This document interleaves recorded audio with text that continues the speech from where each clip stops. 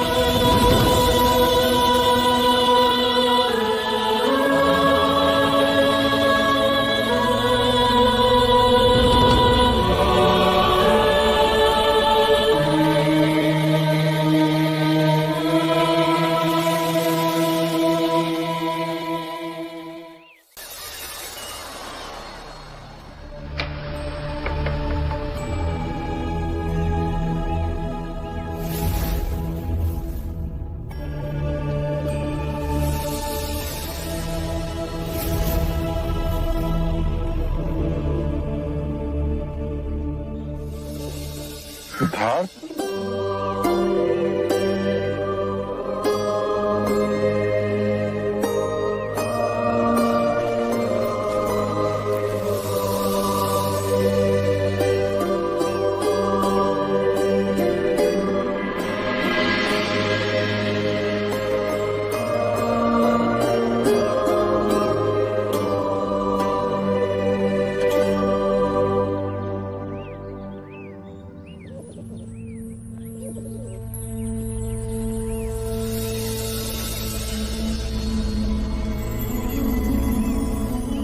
गुरुवर्य, गुरुवर्य,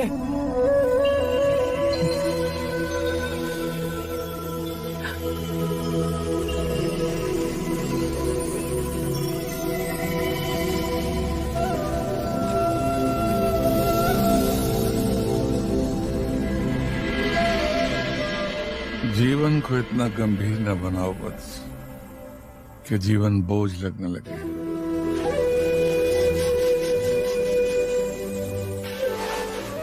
कल पूरी रात सर्दी में तुम ठिठुरते रहे।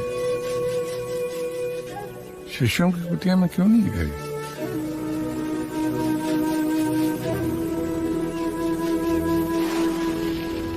कैसे सोता गुरुवर्य? अभी तक आपने मुझे अपना शिष्य नहीं बनाया। जब भी शिष्य बनाने की बात होती है, आप मुस्कुराकर टाल देते हो।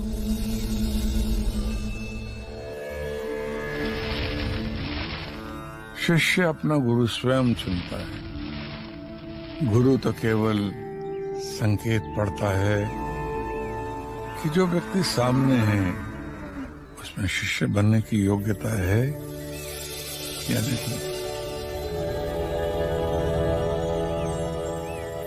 तुम जब से यहाँ आए हो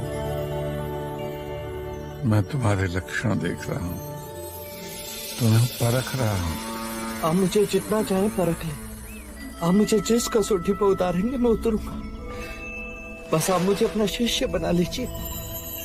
ज्ञान की खोज में इतने प्यासे आए यहाँ, लेकिन जो तीव्रता तुम्हारी प्यास में है किसी में नहीं देखी। तुम में वो सब गुण हैं जो एक गुरु अपने शिष्य में खोजता है। तुम्हें दया है, सरलता है और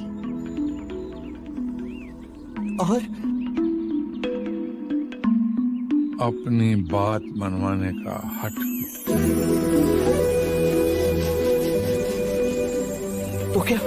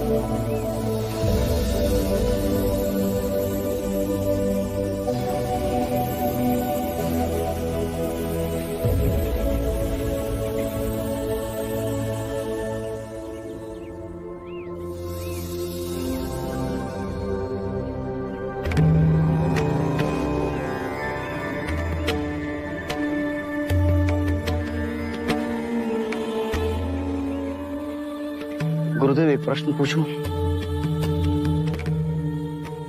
पूछो बात। गुरुदेव मैं अपने मुंह से अपनी क्या प्रशंसा करूं? मैंने कई गुरुओं से ज्ञान की प्राप्ति की, चारों वेद उपनिषद मुझे कंठस्थ हैं, परंतु फिर भी आपने मुझे अपना शिष्य बनाने में पूरा 1 मास ले लिया और इस सिद्धार्थ को मात्र 2 दिन में ही आपने अपना शिष्य बना लिया।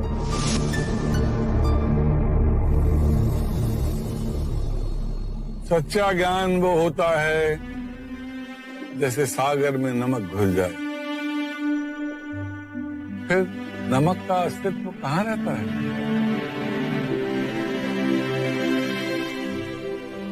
यदि मैं इस पात्र के पानी में थोड़ी सी रेत मिला दूं तो योग के संदर्भ में तुम इसे क्या कहोगे? गुरुदेव ये तो बहुत सामान्य सी बात है। रेत जैसे ही नीचे बैठेगी जल स्वच्छ हो जाएगा और जल पीने योग्य हो जाएगा। मेरा प्रश्न योग के संदर्भ में है। सिद्धार्थ जी गुरुदेव। क्या तुम इस भेद को समझा सकते हो? जी गुरुदेव, ये रेत के कण काम, क्रोध, मद और लोभ के प्रतीक हैं। जब ये चित्त से दूर जाते हैं तो निर्मल जल रूपी ध्यान प्राप्त होता है। चंद्रपत, तुम्हें तुम्हारे प्रश्न का उत्तर मिल गया होगा। मैंने सिद्धार्थ को 2 ही दिन में अपना शिष्य क्यों बना लिया?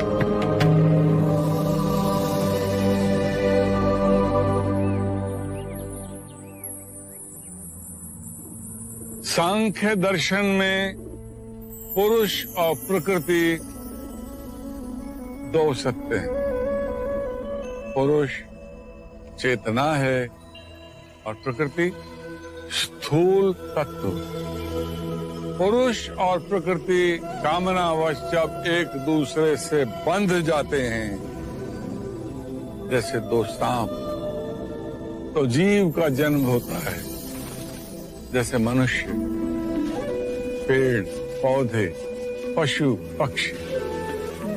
किंतु ज्ञात रहे, कामना से मुक्ति ही मोक्ष। गुरुवारे, सांख्य योग क्या है? मेरी उस पर रुचि। मेरी तो दोनों में ही रुचि है, सांख्य योग और सांख्य दर्शन। दोनों में अंतर तो वैसे भी शब्दों का ही है। नहीं वत्स, इनमें बहुत बड़ा भेद है। ये इतनी गहरी खाई है कि पाटी नहीं जा सकती। जो सिद्धार्थ पूछ रहे हैं वो सांख्य योग है, मोक्ष की अनुभूति है। जो तुम पूछ रहे हो वो सांख्य दर्शन है, जो बुद्धि से संबंध रखती है। मार्ग को समझना और मार्ग पर चलना, दोनों में बहुत बड़ा अंतर है। मन में उठी कामनाएं ही सारी सृष्टि का निर्माण करती है, विचारों का निर्माण करती है।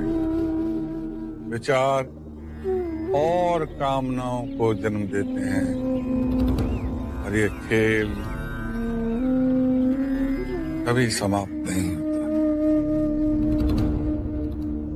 गुरुवारे, तो मन पर वश कैसे पा सकते हैं? अपनी सांसों पर नियंत्रण करके। सांख्य योग में सांसों के आवागमन पर नियंत्रण करना अति आवश्यक है। पूरे दिन हम एक ही नासिका छिद्र से सांस लेते हैं, परंतु हर घंटे ये क्रिया बदलती रहती है।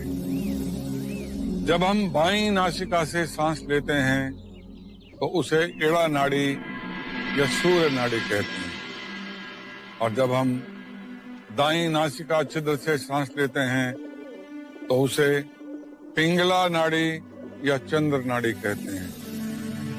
ये सूक्ष्म नाड़ियां हमारी रीढ़ की हड्डी के दोनों ओर स्थित हैं। इनमें एक तालमेल बैठा के हमें सुषुम्ना को जगाना है।